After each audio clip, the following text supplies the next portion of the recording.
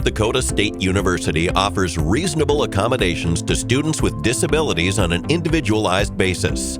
Accommodations are approved based on the student's specific needs and supporting documentation. Students with disabilities who need housing accommodations must complete a housing accommodations request application through our Bison Accessibility portal. Reasonable housing accommodations may include automatic door openers, ADA-compliant rooms, visual doorbells, strobe light fire alarm/smoke detectors, room for additional space for medical equipment, semi-private bathroom, ground floor room or room on a lower floor, room with less allergens, assistant or emotional support animal, a residence hall with an elevator, a residence hall with an accessible washroom, a single residence hall room, access to a kitchen, and ability to bring in an additional refrigerator.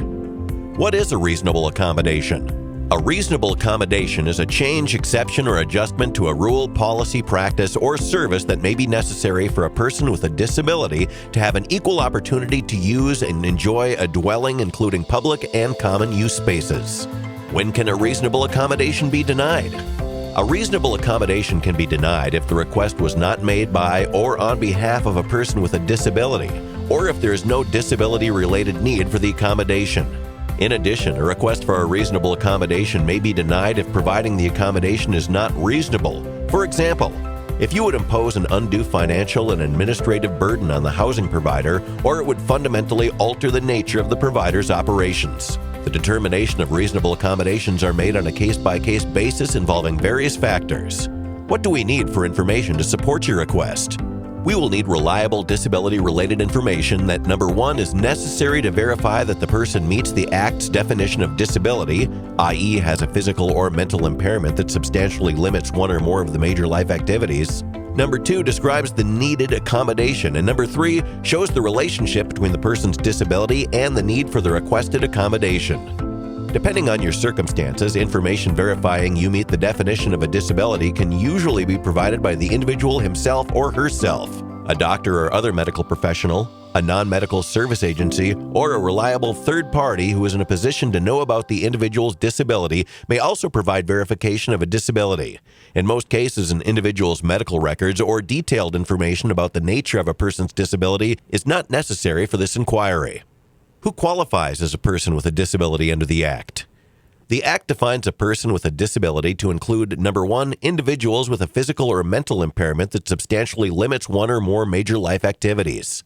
Number two, individuals who are regarded as having such an impairment. And three, individuals with a record of such an impairment. The term physical or mental impairment includes, but is not limited to, such diseases and conditions as orthopedic, visual, speech, and hearing impairments, cerebral palsy, autism, epilepsy, muscular dystrophy, multiple sclerosis, cancer, heart disease, diabetes, human immunodeficiency, virus infection, mental retardation, emotional illness, drug addiction other than addiction caused by current illegal use of a controlled substance, and alcoholism. The term substantially limit suggests that the limitation is significant or to a large degree. The term major life activity means those activities that are of central importance to daily life, such as seeing, hearing, walking, breathing, performing manual tasks, caring for oneself, learning, and speaking. Service animals. Under the ADA, a service animal is defined as a dog that has been individually trained to do work or perform tasks for an individual with a disability. The tasks performed by the dog must be directly related to the person's disability. Students with trained service animals are encouraged to contact NDSU housing in advance of arriving on campus to notify our staff of the presence of an animal and to ensure the housing assignment provided to you meets the needs of you and your animal. Assistance animals. Assistance animals are not pets. They are animals that do work, perform tasks, assist, and/or provide therapeutic emotional support for individuals with disabilities. An emotional support animal is any animal that provides emotional support alleviating one or more symptoms or effects of a person's disability. Emotional support animals sometimes help with depression, anxiety, and certain phobias, but do not have special training to perform tasks that assist people with disabilities. Emotional support animals are not limited to dogs. Process for requesting a housing accommodation.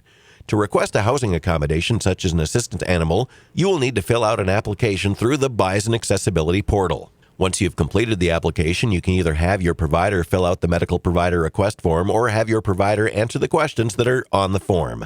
Your provider is not required to fill out and return the form as long as they answer the basic questions of the form.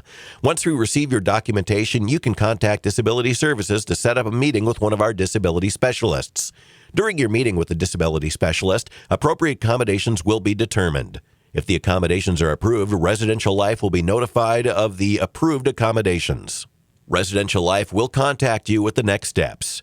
Please be aware that documentation provided by online verification services and other providers with whom you do not have an ongoing therapeutic relationship will likely not be accepted. Please note that there is no state or federal entity that requires the registering of an emotional support or assistance animal. Registering an animal with any entity is not proof of your animal's eligibility, nor helpful in getting a request for an emotional support animal approved. If you have any questions, please email us at ndsu.disability.services@ndsu.edu or call 701-231-8463.